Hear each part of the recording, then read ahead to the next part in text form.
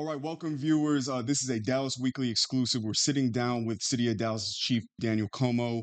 I appreciate you, Chief, for sitting down with us. This is exciting. Obviously, this is an exciting time, especially with FIFA going on. First off, how you doing, man? I want to just know what your mental is. Everything. I know the department is extremely busy. What's going on through your head right now? Well, obviously, I'm pretty blessed. Yes, I'm absolutely. really blessed and happy to be the chief of Dallas. And every morning I wake up, I'm enjoying it and having fun. Let's go right into it. Just obviously the kind of overview of public safety, but Dallas experienced several years of declining violent crime, which is great. Including significant reductions in murders and other major offenses. As chief, what do you believe is the most important change or your strategy that you've implemented that has kind of been a little bit different from your predecessors when it comes to this decline of crime in the city of Dallas? Look, I love that question. One of the things that we're aggressively doing, we're going after anyone and everyone that has felony warrants. Okay. And you'll be amazed how many people walk in the streets that actually have a felony warrant attached to them. Okay. So anyone that has a felony warrant, we're looking for you. We're aggressively going after you, and we're trying to take you off the street. And I do believe that's one of the things that's really helping us attack crime and lowering crime as we speak now. Is it specific folks who have these felony warrants? Is it more violent offenders that you're kind of, prioritizing above maybe someone else who's just, they have a felony warrant. It might not be violent, things of that nature. Or how do you kind of differentiate that type of work? Well, first of all, we're going after the worst of the worst, but Okay. let me make Yep. it clear: Right. all felony warrants are bad.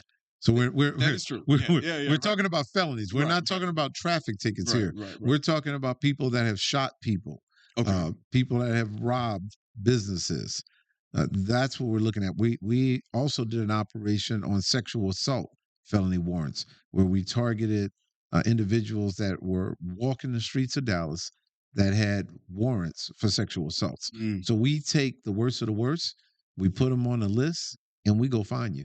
I want to kind of segue into that because it's an extremely important that we're getting these folks off the street, getting the justice that we need and making the public safe. I know that when it comes to response times, it's been difficult. It's been difficult, and it's not just this just this this administration. It's been post administration, your predecessors and stuff like that. That's the priority one calls. They have seen significant decreases, but we're still seeing in some cases hour to over 2 hours of priority two and priority three calls that the response times are really high. And so, obviously you're going through a process of hiring a ton more police officers, more staff, which is great. But what do you think is one of the biggest barriers, or is something that's a little bit difficult when it comes to really bringing down those response times, specifically for priority two and priority three calls?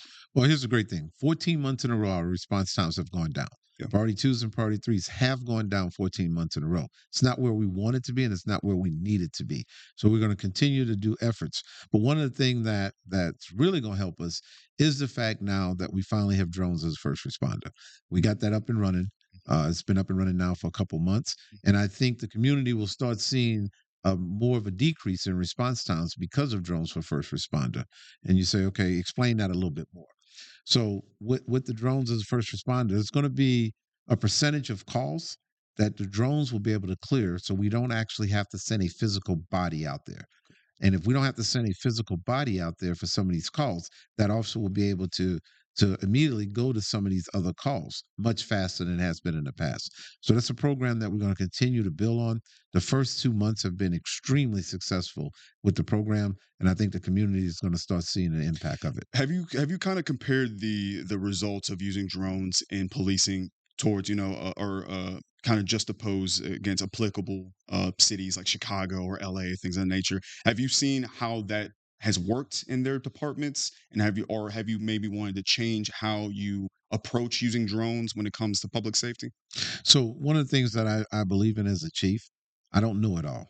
Right. And one of the things that I believe in strongly is I want to see what every police department is doing across the United States, and whatever I think is really good, I want to sit down with the team here in Dallas and figure out how we implement it here. And that's one of the things that we've done with our drone program. We looked at several departments that we really truly felt like they were doing it right and they were getting the most out of the drones, and we're starting to mirror that. So some of the departments that are in front of us in technology, we're willing to learn from them to make everything better here. But I also want to make it very clear: Dallas has an extremely good police department, Mhm. and we're at the tip of the spear in many areas when it comes to policing. still going to harp on the drones because it's just new. Yeah. And I think that, especially for our viewers, knowing that we see it in the news, we're seeing it in sci-fi, where drones are flying over, that might put a lot of folks at, a little bit, unease a little bit, seeing that, these drones can't necessarily render aid. They can't make arrests.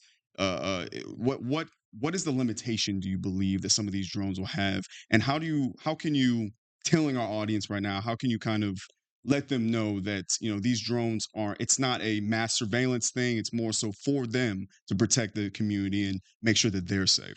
Yeah, and again, another good question. So let's talk about drones that can clear something that's not there first. Okay. So we get a phone, say we get a 911 call. Just make up a scenario right now. There's two individuals fighting at cross and don't Yeah, cross. domestic, a little domestic. They're having a fist fight at cross and don't cross. The drone can get there anywhere from 1 minute to normally 3 minutes is normally the response time of a drone. So they can get there and they can see a couple things. One of the things that would be very important is if they see nothing. Right. So now So you don't have to send a police officer. you don't have to Right. send a police officer there. So if you sit there, the drone flies around, maybe the fight's gone, maybe the fight never happened, Mhm. or maybe both people got in their car and they left. Mhm. So now there's no need to send an officer there. Mhm. So now we just freed up that officer to go to another call. Okay. So that's one instance. Another thing, and I hear it a lot. Well, we don't want the drones because they're watching us. Big Brother's always watching us. Hey, That's a legitimate concern, though, especially nowadays. I will say that. look, and here's the thing that I'll tell you. There's cameras all throughout Dallas. Yeah. Everywhere you turn, there's cameras all throughout Dallas. But let's also realize this. That's why right now we have a 97% clearance rate of murders. Okay. So, and it's what we can see. Now, here's the thing. We're not looking at these cameras unless we need to look at these cameras. of And course. that's what everyone has to understand. So if you're saying, hey, I'm going to do something bad, yeah, you should be worried about our cameras. If you're someone who's saying, I want the police to protect me, you should never be worried about the cameras. Okay. Because we don't look at these cameras just to follow John or Billy around, right? Now, if somebody says, hey, I just got robbed and it was a red Corvette with black rims, Still in the area. we have the ability to go to the cameras and type in red Corvette, black rims, hit enter, and it'll say, oh, there's a red Corvette Is that with a black software? rims. You can do that? Yes. Okay. And there's a red Corvette with black rims at cross and don't cross. And hey, we just got a call in that someone just murdered somebody in a red Corvette. Mm. Then we can follow that particular car. Okay. Now, very fortunately, we don't have the time just to follow any individual around. It doesn't work that way. And it's not used that way. And everything that's logged in is logged in and it goes to a person. So Okay. I know. So if Chief Comeaux A real logs something person. in, It's not. Yeah. right, Yeah. they're going to know this is what Chief Comeaux searched. This is the information he got back. Okay. So there's things in place to make sure that no one's just watching to watch. Okay. Well, two questions then for that. Then, yeah. So it sounds like you're implementing not just drones, but some sort of AI service. Well, you have cameras, right? Yeah. And through the camera, there is AI features in there that Gotcha. can help you do searches. Got you. And So- that's one of the things that helps keep everyone safe here. Yeah, yeah. And second question, kind of going back to the response times, is the implementation of these drones and then sending them out, is that going to affect the response time calculation? Like, so, like you said, a drone can get out there 1 to 3 minutes, maybe even faster than an officer can. Is that also going to be tallied into the reduction of the response time that the DPD is going to be reporting? It depends on the call. It depends on the type of call it is, right? Okay. So an officer still has to get there on some calls. So, but the response time, where I'm really looking at drones helping the response time, is to know how many officers we need to send to a scene. Because a certain call drop, you might say, okay, we have to send 2 units or 3 units. But if the drone gets there and there's one person there, then no, we can slow down those other units, redirect them, send them to another call, and then only one officer goes. So that there's going to help tremendously. Just that alone will Yeah. bring down response time. Let's segue into random gunfire and then the utilization of drones. So obviously random gunfire is, it's not necessarily always violent. It is a violent act. Firing off rounds in neighborhoods is a violent act. However, obviously, it's not a priority one call. It being registered as a priority two or priority three, obviously, the response times are going to be lower. This is a real big concern, I know, for a lot of communities, and especially when it comes to the southern sector, South Dallas, West Dallas, Pleasant Grove, Oak Cliff. Using drones, do you believe that drones will be a little bit more effective in terms of someone's like, hey, someone's firing off rounds. It's not shooting at anybody, but they're firing off rounds. Is that a situation that you would utilize drones to be able to go over to a specific area while people are firing off to kind of show like, hey, DPT is watching you doing this? Yes. Now, but let's unpack that Okay. because that is a major concern. And I go to anyone that invites me to a town hall meeting, Mhm. I go.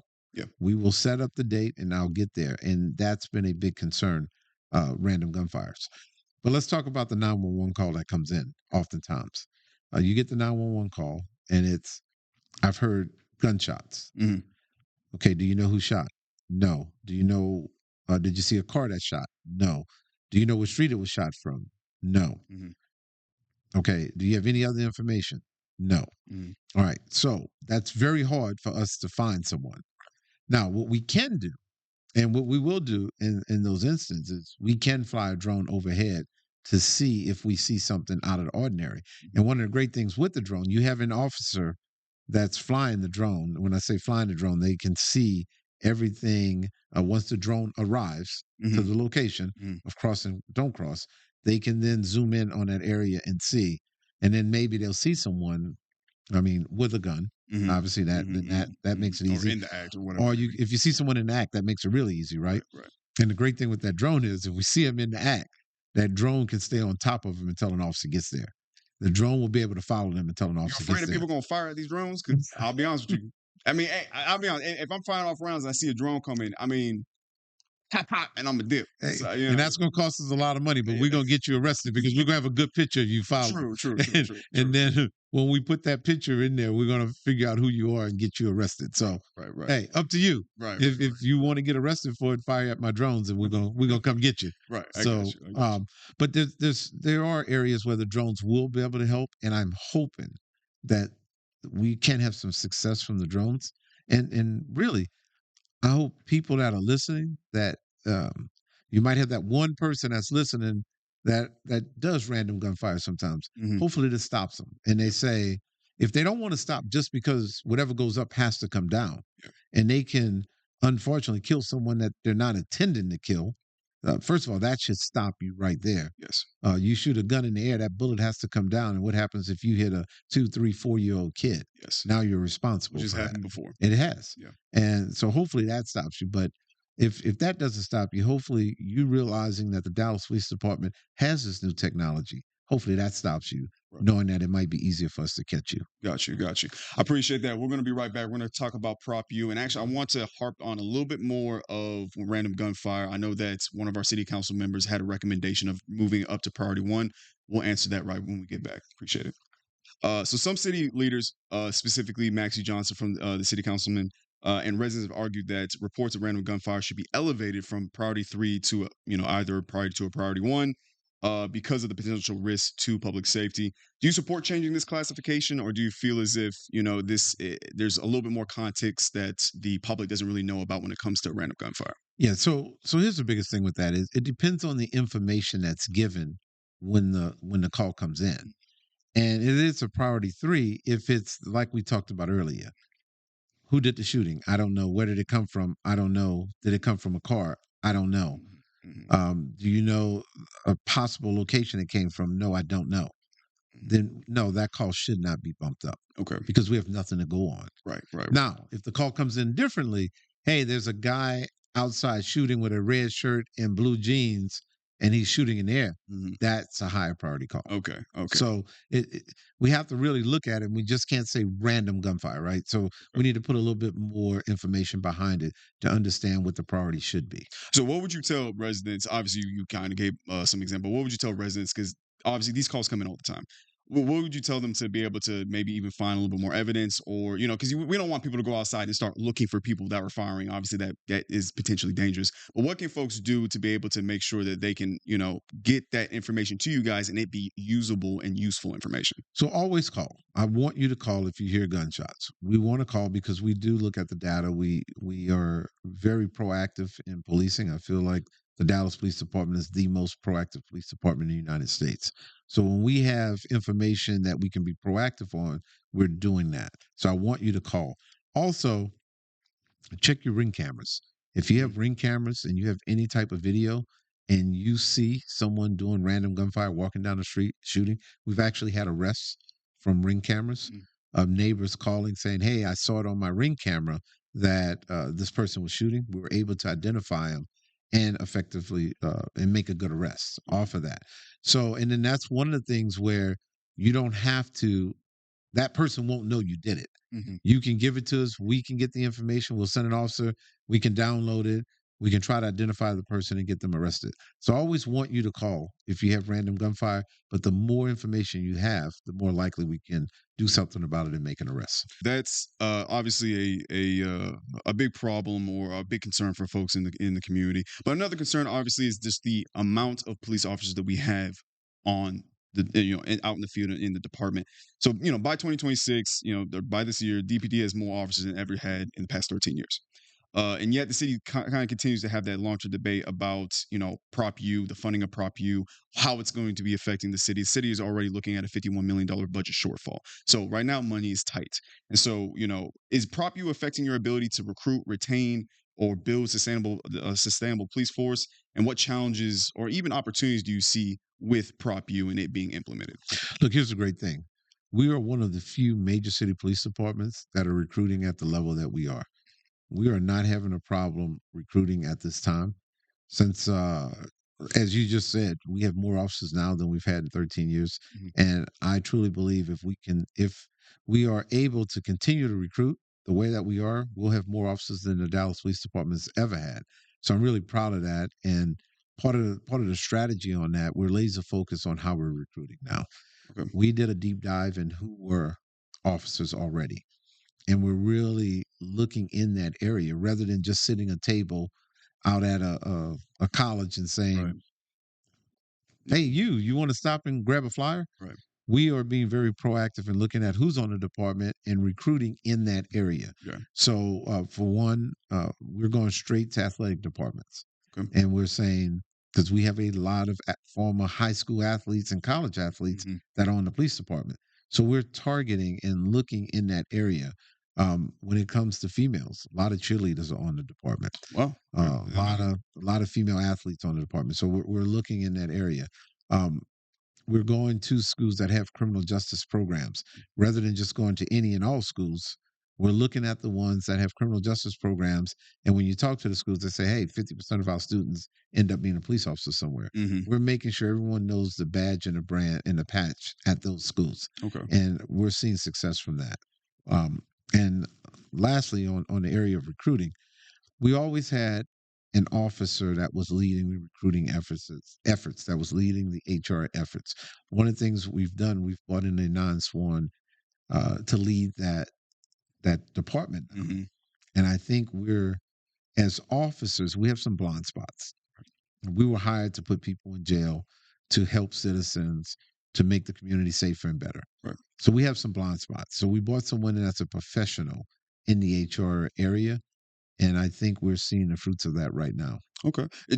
Obviously, there's a lot of efforts going into recruiting more officers. Is there challenges in recruiting more civilian roles within DPD? Is that something that that's needed? That's especially speaking to our audience. Not just police officers run DPD. You have a lot of civilian roles that also do a lot of the groundwork behind the scenes work to make sure that this department is effective and efficient. Look, it's needed, and I'm glad you asked that question because there's also something else that we want to target. And right now, what I really want to do, and I want all the listeners to hear this, every high school student is not built to go to college. Yeah, that's true. It's a That's true. fact. That's true. It's 100%. If it wasn't for me being an athlete, I wouldn't have gone to college, Right. and I know that. But I know I could do this job. Right.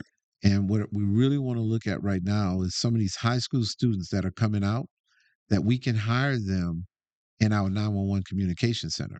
So they can go from being a high school student to our 911 communication center. They can start off being a dispatcher. They can work there for 2 years as a dispatcher, turn 20 years old, and that would make them eligible to go into our police academy. Okay. This is something that we really need to get out in the community, because it's a path. Mm-hmm. It's we were laying down a foundation where we can have some students cross that concrete and become an officer Okay. without having to go to college. Okay. Okay. And I really want the community to know that, because we all know some students, they have common sense, right? Right. They have the work ethic. Right. They're just not built for college. Right. Right. Right. And we need you. Okay. So I'm glad you asked the question about non-sworn. We just had an event a couple weeks ago. We had 337 people show up for the event. Oh well. And I think approximately 200 wanted to be officers, and the remaining was looking for non-sworn jobs. Okay. So it was an amazing event. Our HR director came up with it, and it was the first time that it was done in Dallas. And to have over 300 people show up in 3 days that want to be employed by the Dallas Police Department, that excites me. That's a win. That is Yes, a win. it is. No, that's excellent, man. Yeah, this is going to be a crazy segue, just because I really wanted to know more about this, even personally. But when it comes to like the OU Texas game, when it comes to FIFA, when it comes to big events, Wait, I got to stop you. Yeah. They've always told me it's UT versus OU. UT versus UT. What did I say? Did I say OU versus You Texas? did. Yeah. I got corrected when I said that, and man, They say it's not Texas UT. yeah, UTOU. that's it. That's what I got beat up for when I moved to Dallas. You know how these Texas fans are, man. No, I get it. So again, UT versus OU, one of the big events that comes in Dallas, obviously. FIFA, any of the big, Yes. the big events. Obviously, we have certain areas that have homeless encampments, and those encampments typically will build up, and then a lot of times the city will order a sweep right before one of the big events that happens. And there has been a little concerns about how those operates and what the process really is. And so this following report and allegation that was back in January of this year, there was an encampment operation, and questions were raised about property being handled, how property was handled, and how individuals were treated during the sweep. What is DPD's written policy regarding officer participation in encampment clearances, and how does the department ensure officers comply with those standards and those rules? All right, so let's talk about when I go out to town hall meetings. Okay. My top 3 issues that the citizens of Dallas want the chief of police to take care of, and not necessarily in this order, because every area of Dallas kind of sees it a little differently, but every area in Dallas has the same 3 in the top 3. It's speeding, random gunfire, and homeless. Yep. That's the top 3. Yep. Now, they might be 1, 2, or 3 in different areas, but that's the top 3. So one of the things that we've done at the Dallas Police Department, we've created a homeless outreach team. It's called the Hot Team. And all they do every day is focus on homeless. Now, one of the things that we're doing, we're trying to do it with empathy and compassion. We give the officers extra training. We're working with nonprofit organizations at the same time when we're doing this. And one of the things that we do, we actually go to encampments and we'll say, in 2 weeks or 4 weeks, we're going to enforce all the laws of the city of Dallas and the state of Texas on this date. We'll go back 3 weeks before, then we'll go back 2 weeks before, and we'll let everyone know this is the date that we're going to enforce the rules. Okay. And we do it with nonprofit organizations. With Housing us. Forward, I believe you work with. Yes, we work with Housing Forward, but there's also others. There's a lot of giving people that want to help, and we'll work with anyone. And so the unfortunate thing is some people on that report was like, oh, they went out here on this date and they just arrested every single person that was there. They didn't mention the fact that we gave notice a month in advance, all the way up to the time.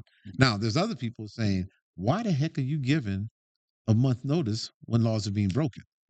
So we're trying to meet a balance to show that compassion and that empathy, but at the same time, also doing what Dallas is asking me to do. Okay. And no matter where I'm at, it's in the top 3. Okay. So we are doing it with some compassion and empathy, but we are enforcing the laws. Dive a little deeper on the hot team. This is the first time we were hearing about it. I did a little research about it. I didn't have a lot of context or so for our viewers, for those who don't really know who the hot team is or what Mhm. they do, give a little more detail on what they do and how does DPD measure their success at what they do? So we started off with one squad, and don't have the exact number with me, but I say at least 8 officers, I Mhm, believe. mhm. And we started off with the one team. It was such a demand. Now we've made 2 teams. And like I said, we will get areas from council members. They'll call us and say, "Hey, at Cross and Don't Cross, there's an encampment. Mhm. We have a list. We put it on a list, and the hot team will make contact with them with nonprofit organizations at the same time." Yeah, caseworkers with them. Is it kind of those Yes. type of folks? Okay. Yeah, it's a team. Okay. It's a group of folks. Um, and now where it can change a little bit is if we get a phone call and we'll say, "Hey, at this encampment, someone's being assaulted, or there's a fight that just happened." Matter of fact, I think we just recently had 2 murder suspects arrested at encampments Mm, through the hot team, mm. which was extremely successful, which was great, right? You should never be able to kill someone and not have to pay for that. Of course. Yeah. So they're doing great work. And the other part that Dallas is requesting that the hot team's going to start looking at too, and I get this from a lot of elderlies, the panhandlers, Yeah. the Panhandlers. panhandlings. And when I'm at a red light and someone tries to open my door, Mhm. so we're going to look at that. There's laws on the books already in Dallas, so we're going to look at that, make sure we sharpen up on what we can and cannot do. Real quick, what's the laws on panhandling? Well, first of all, look, you shouldn't be on the street corner in the middle of the street doing a red light trying to open someone's door. Yeah, you can't do that. You can't. You You know, can't avoid. You but can't. that happens. Yeah. Yeah. Yeah. Yeah. Yeah. And you'll have individuals out walking in between cars trying to sell roses in between, right? The unfortunate thing with that is, and what I'm hearing from the community is, no one's tried to open my door, Yeah, but that's never happened to me. I have a lot of panhandlers in my neighborhood, and so typically it's them obviously just shaking a can, trying to get some, whatever, or somebody that is trying to sell flowers, which they're trying to make a living. So I kind of get it. But But I then know if you there's flip that laws. and you say, well, now there's a elderly Mm, female that's in the car and someone says, well, maybe I can open up the door and reach in and grab money. that obviously, yes, yeah, And see, but that's a it won't dangerous happen to me situation. or you because Right, right, because they yeah, might say, yeah, at least for me, they might say, well, he might wrestle me a little right, bit, right, right, you right, know? right, So, right, so we have to look at the whole thing and we have to understand it's not just us. We got to see through other people's eyes sometimes. So it's an issue and I see it. Um, look, there's out where I live, there's a young lady that panhandles and she parks her car hmm blocks away and then walks up. And because I've watched, I right, was curious. right. And you think she's homeless, but she has a car 3 blocks Technically, away. technically, if you're living in your car, technically you are homeless. I don't think she's living in a car. If she's not, then it's not. But there are. I've worked with Yeah. detox centers and home and work with shelters and how they classify them is a little bit different. But a lot of folks don't realize that it's not necessarily people just out on the street. It's people who are couch surfing or people in their car and they're living just right out their car. I Yeah. understand that, but you can, being a trained investigator, you can kind of tell the difference if someone's living in their car and if they're not. Right. Right. I don't Right. think Right. this particular individual is living in the Okay. car. I think That's fair. this is a way that they're making money, Mhm. right? So if you're going to do that, let's do it the right way. Mhm. Let's not do it blocking traffic, Right. walking between cars, Right. trying to sell Mhm. items, Mhm. holding a baby. Can they be on a public like a green like a medium basically like a public medium They should not be on the media like a grassy medium like that? because I'm thinking of an area right off of Fair right, you Park have to get where certain there's a permits. yeah. You have to So get certain you permits. have to get permits if you're going to sell on the streets. So there's so many rules and laws that are in effect that sometimes are not enforced. So that's something now that we're looking at with the hot team, Mhm. and we will be enforcing them Mhm. shortly. I do like you leading with the hot team and obviously because again like I said not everybody, obviously, but there are folks out there. If they have their kid and they're trying to make a living, they're trying to make a living. I get that. Are they doing illegally? Yeah. But obviously, having the hot team there to be able to navigate them into a better situation, it's probably a little bit better when it comes to how we deal with some of these panhandlers. So I do agree with sending the hot team. I got two last questions for you. I know we need to get off, but when Dallas residents look back on your tenure as chief, what is the one change or accomplishment that you hope that you'll see made the biggest difference here in the city? So here's the biggest thing for me, and it's not necessarily directly at your question, but I think you'll understand. Gotcha. I want everyone in Dallas to say that chief was telling us the truth. Okay. I want the community to believe that the police department is not trying to hide anything. Mhm. We're human. We're going to make mistakes, Yeah. and that's very unfortunate. Right.